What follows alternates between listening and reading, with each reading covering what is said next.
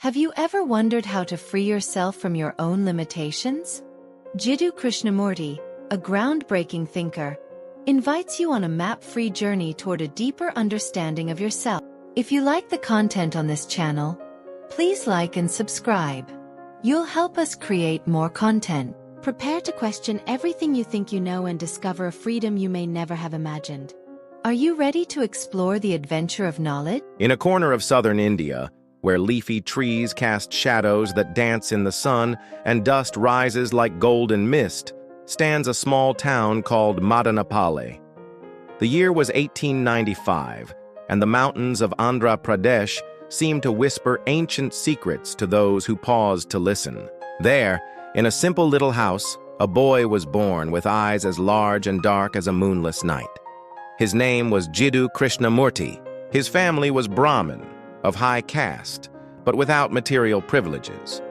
His father, Jiddu Narayaniya, was a civil servant who believed in spirituality and order, and his mother, Sanjivama, a devout and deeply intuitive woman, was considered by some to have a special sensitivity. It was said that she could see beyond the obvious. She was the one who, shortly after giving birth to her 8th child, looked at the newborn and said in a whisper, "This child is different." Jiddu was no ordinary child. His health was fragile, he was frequently ill, and his gaze seemed to wander off into space at times, as if he saw things others couldn't. At school, he was distracted, his academic performance poor.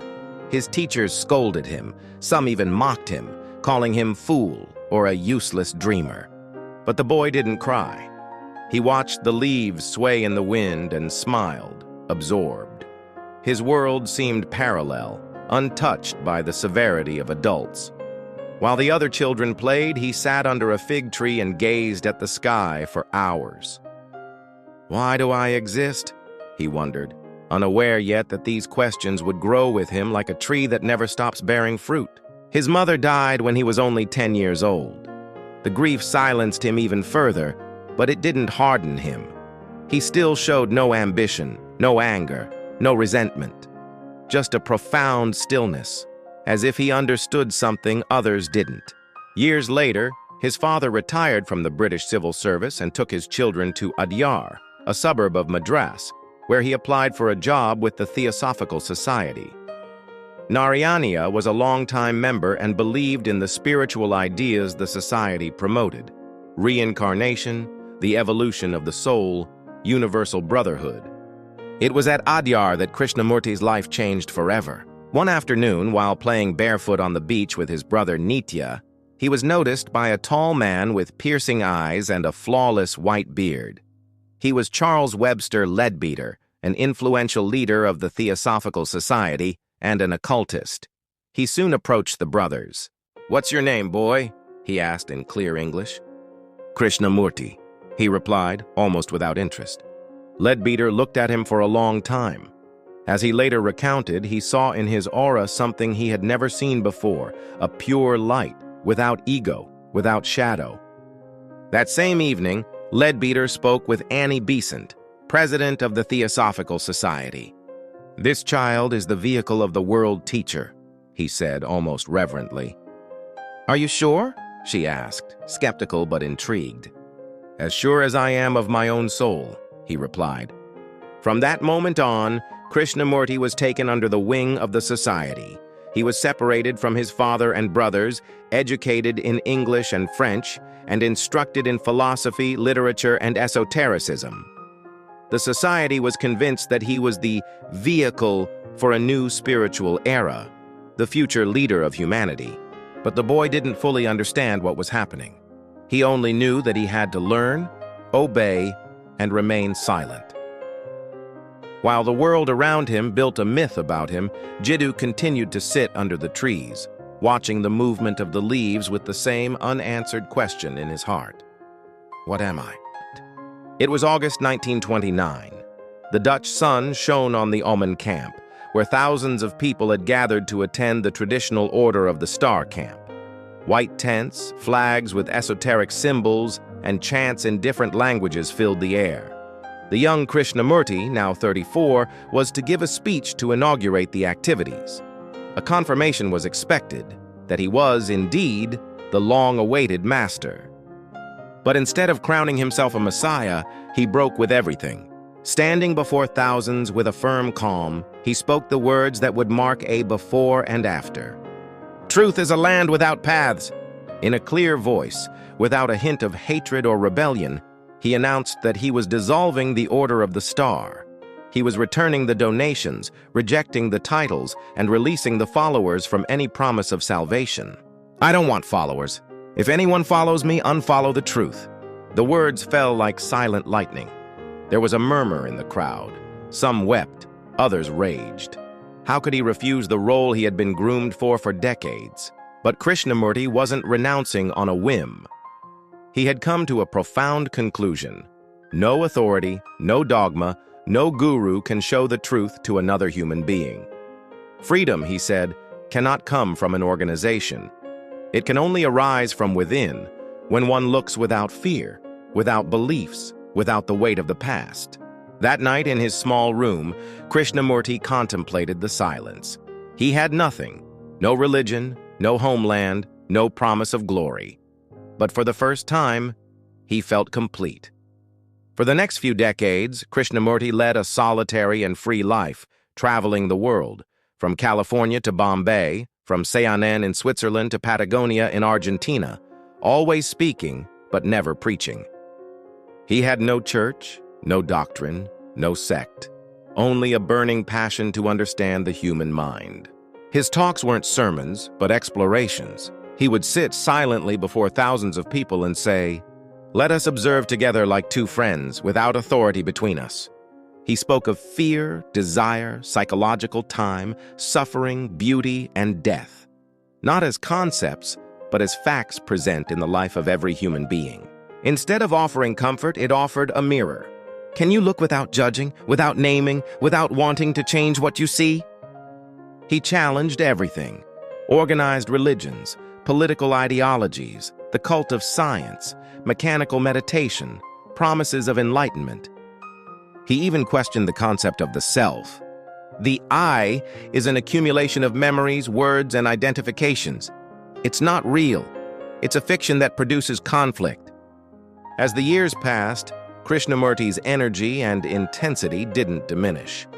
He spoke with the same clarity in a classroom of children as he did in a room full of scientists, artists, religious figures, or politicians. He wasn't interested in the number of listeners.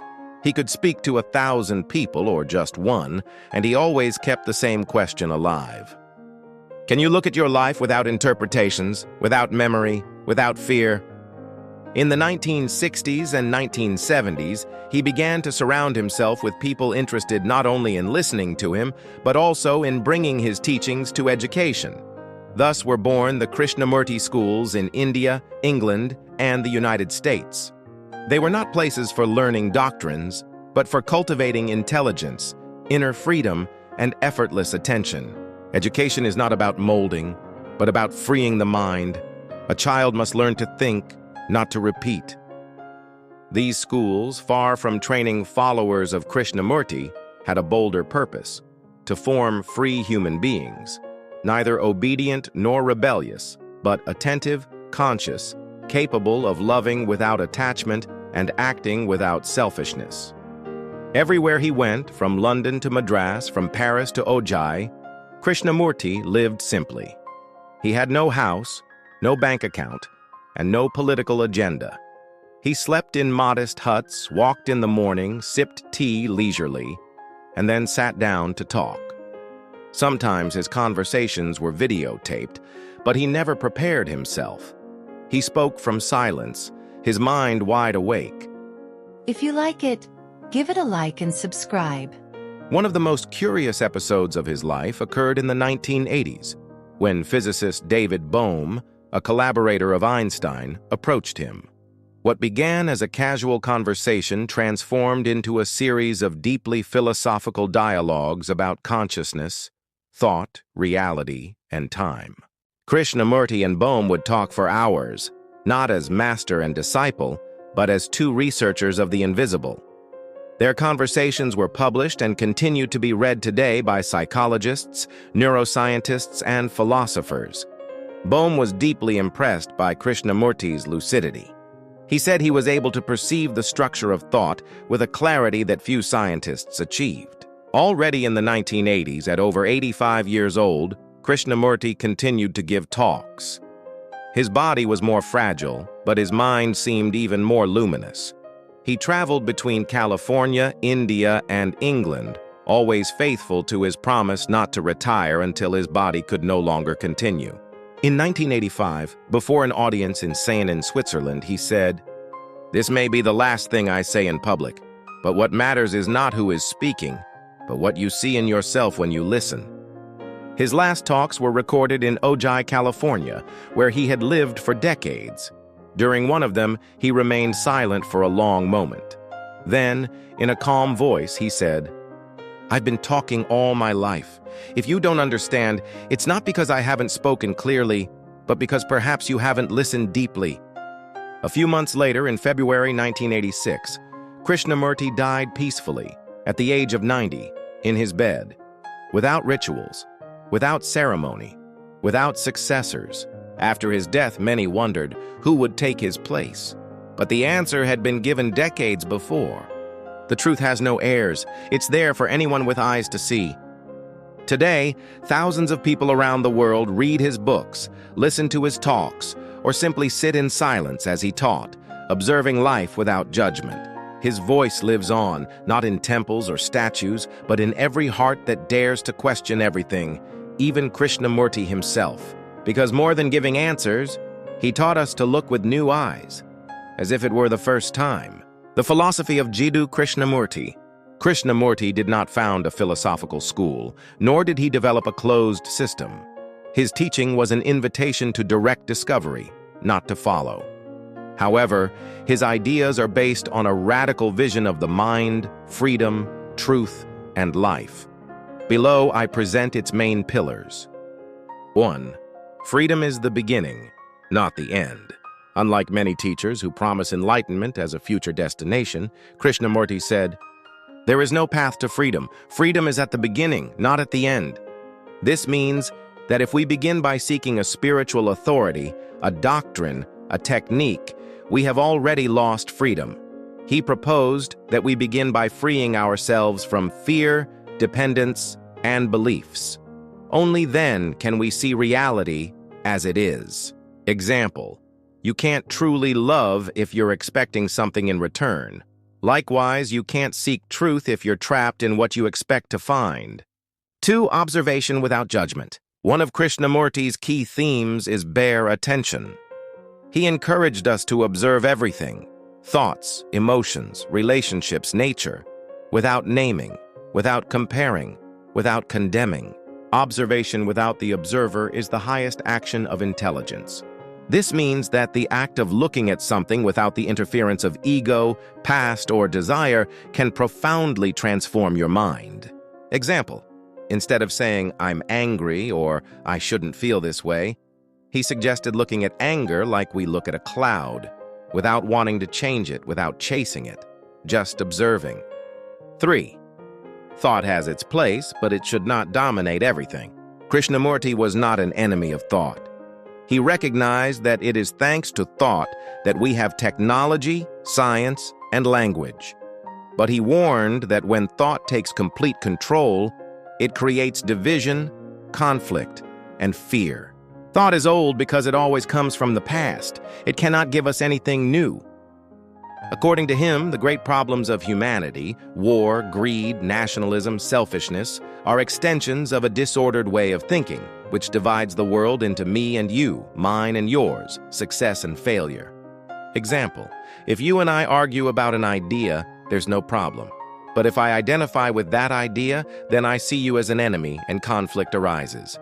4. Time is an illusion.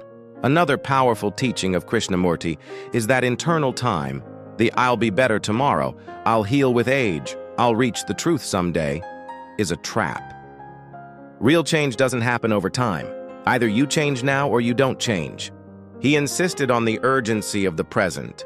on the possibility of seeing the truth of something immediately if we are fully attentive. Example, you can quit smoking today, not because a guru tells you to, but because you fully see how destructive it is. That direct, complete insight is action. 5. The truth cannot be taught, only discovered. Krishnamurti never set himself up as a spiritual teacher. He always said, "I'm not your guru.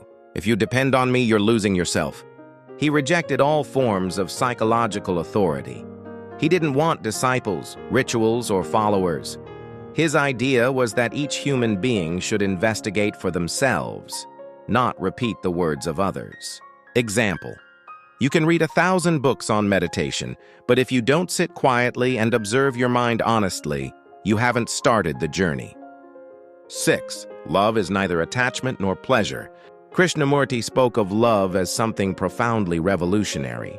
He said that what we call love, jealousy, attachment, need, is not true love. Love is not the opposite of hate. Where there is love, there is no conflict. Love for him is born from inner freedom, not from emotional dependence. Example, if you love someone and are afraid of losing them, that's possession, not love. True love knows no fear, no control, no pain. 7. Education should liberate, not condition. In his schools, Krishnamurti proposed an education where the child learns to observe his mind, to question what he is told, to discover for himself. The function of education is to help the individual flourish in complete freedom. He didn't want to train technicians or believers, but rather people who were awake, sensitive, responsible for themselves and the world. 8. Religion without beliefs. For Krishnamurti, true religion had nothing to do with churches, gods, or scriptures. True religion was a life of inner silence, of attention, of connection with the totality of life. The sacred is not found in temples. It is found in life itself, when there is love, beauty, and silence. If you like it, give it a like and subscribe. Below is the complete speech Jiddu Krishnamurti gave on August 3, 1929, in Amman, the Netherlands, at the dissolution of the Order of the Eastern Star. This moment marked a turning point in his life and teachings, emphasizing his view that truth cannot be organized or followed through any institution or spiritual leader. This morning we are going to talk about the dissolution of the Order of the Star. Many will rejoice, and others will feel rather sad. This is not a matter of rejoicing or sadness, but something inevitable, as I will explain. You will surely remember the story of the devil and a friend walking down a street and saw a man stop and pick something up from the ground, look at it, and put it in his pocket. The friend asked the devil, "What did that man pick up?" "He picked up a piece of the truth," the devil replied. "Then that's bad business for you," said his friend. "Oh no, not at all," the devil replied. "I'll let him organize it. I hold that the truth is a trackless land, and it cannot be approached by any path, by any religion, by any sect. That is my point of view, and I adhere to it absolutely and unconditionally. Truth, being unlimited, unconditioned, unapproachable by any path, cannot be organized, nor can any organization be formed to lead or force people to follow a particular path. If you understand this from the outset, then you will see how impossible it is to organize a belief. A belief is a purely individual matter, and you cannot and should not organize it. If you do, it will become something dead, crystallized, a creed, a sect, a religion that must be imposed on others. This is what everyone tries to do.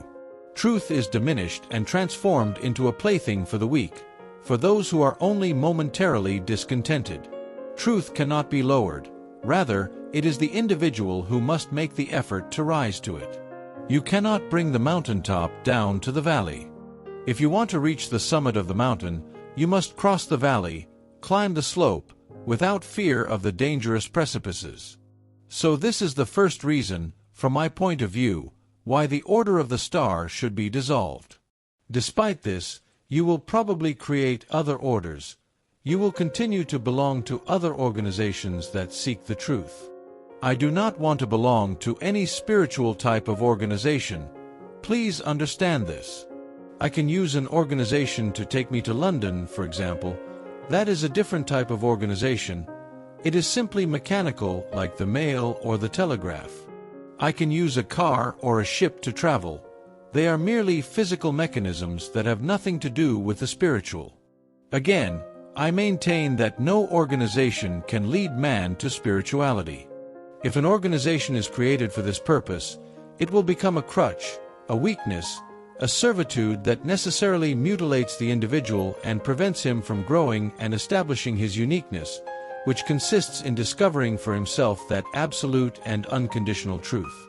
Therefore, that is another reason why I have decided, as the highest authority of the Order of the Star, to dissolve it. No one has persuaded me to take this decision. This is no great feat, because I don't want followers, and I mean it. The moment you follow someone, you stop following the truth. I am not concerned whether or not you pay attention to what I say. I want to do a certain thing in the world, and I am going to do it with resolute determination. My only interest is one essential thing: to make man free.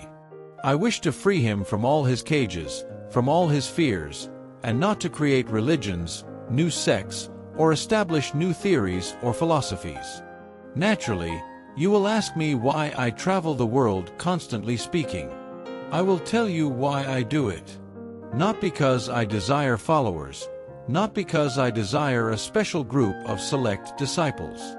How men love to be different from their fellow men, no matter how ridiculous, absurd, or trivial their distinctions may be.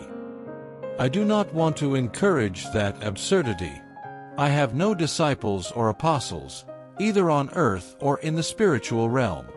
Nor is it the temptation of money, nor am I attracted by the desire to live a comfortable life. If I wanted to live a comfortable life, I would not come to this camp or live in a damp country.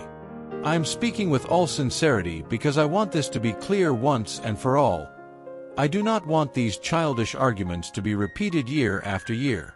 A journalist who interviewed me considered it a grandiose act to dissolve an organization in which thousands and thousands of members are active.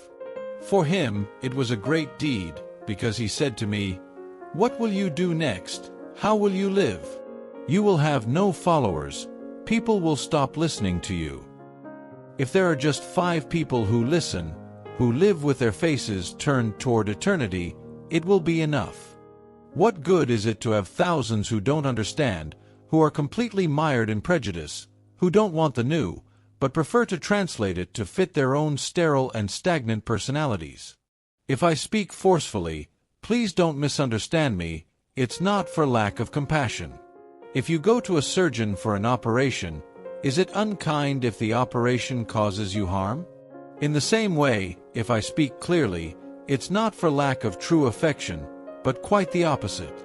As I have said, I have only one purpose: to set man free, to propel him toward freedom, to help him break through all his limitations, because only that will give him eternal happiness, give him self-realization free from conditioning. Because I am free and have no conditioning, all, not a part, not the relative, but the whole truth that is eternal, I desire that those who seek to understand me be free, not so that they may follow me, not so that they may make me a cage to turn into a religion, a cult. Rather, you must free yourselves from all your fears, from the fear of religion, from the fear of salvation, from the fear of spirituality, from the fear of love, from the fear of death, from the fear of life itself. Just as an artist paints a picture because he delights in painting it, because it is his own expression, his glory, his satisfaction, in the same way I do this, and not because I want anything from anyone. You are accustomed to authority or the atmosphere of authority, and you believe it will lead you to spirituality. You believe and hope that another, through his extraordinary powers, through a miracle, will be able to transport you to the realm of eternal freedom that is happiness. Your entire outlook on life is based on that authority. You have listened to me for 3 years without any change, except for a few. Now, consider what I am saying. Be critical so that you can understand it completely and fundamentally. If you look for an authority to lead you to spirituality, you automatically force yourself to build an organization around that authority. But by the very creation of that organization, which they believe will assist that authority in guiding them to spirituality, they will be trapped in a cage. I'm speaking quite frankly. Please remember that this is how it is, not from harshness, cruelty, or the enthusiasm of my purpose, but because I want you to understand what I am saying. That is the reason you are here, and it would be a waste of time if I did not explain clearly and decisively my point of view. For 18 years you have prepared for this event, for the coming of the world teacher. For 18 years you have organized, you have waited for someone who would come to give new joy to your hearts and minds, to transform your whole life, to give you new understanding, someone who would lift you to a new level of life, to give you new encouragement, to set you free, and look what is happening now. Consider, reason for yourselves, and discover how that belief has made you different. We're not talking about superficial differences like wearing a badge, which is trivial and absurd. How has a belief like that eliminated all non-essential things from life? That's the only way to assess it. In what ways are you freer, better, more dangerous to any society based on the false and the non-essential? In what ways are the members of the Star Organization different? As I was saying, for 18 years you have prepared for my coming. I'm not concerned with whether or not you believe I am the world teacher. That is of very little importance. From the moment you belong to the Order of the Star Organization, you have given your support, your energy, accepting that Krishnamurti is the world teacher, partially or totally. Totally for those who are truly seeking, and only partially for those who are satisfied with their own half-truths. For 18 years you have prepared yourselves, and look how much difficulty you have in understanding, how many complications, how many trivial things. Your prejudices, your fears, your authorities, your new or old churches. All these things, I maintain, are a barrier to understanding. I cannot say it more clearly. I do not want you to agree with me or follow me, but to understand what I am saying. This understanding is necessary because your beliefs will not transform you. They will only complicate things for you because you are not willing to face things as they are. What you want is your own gods, new gods instead of the old ones, new religions instead of the old ones, new forms instead of the old ones, all useless things, barriers, imitations, crutches. Instead of the old spiritual distinctions, you have new spiritual distinctions. Instead of the old cults, you have new cults. You all depend on someone else for your spirituality, for your happiness, for your enlightenment. And although for 18 years you have been preparing for my coming, when I say that all these things are not necessary, when I say that you must discard them and look within yourself for enlightenment, for glory, for purification and incorruptibility of being, none of you are willing to do so. There may be a few, but very, very few. Why, then, have an organization? Why have false, hypocritical people followed me, followed the embodiment of truth? Please remember that I am not saying things harshly or cruelly, but that we have reached a situation where you must face things as they are. Last year I said I would not compromise. At that time, very few listened to me. This year I am making it perfectly clear. I do not know how many thousands of members of the Order around the world have been preparing for my coming for 18 years, yet now they are unwilling to listen unconditionally and completely to what I say. As I said before, my purpose is to make men unconditionally free, because I hold that the only spirituality is the incorruptibility of one's own being, which is eternal, which is the harmony between reason and love. That is the absolute and unconditional truth that is life itself. I desire, therefore, that man be free, that he rejoice like the bird in the clear sky, free from all burdens, independent, immovable in that freedom.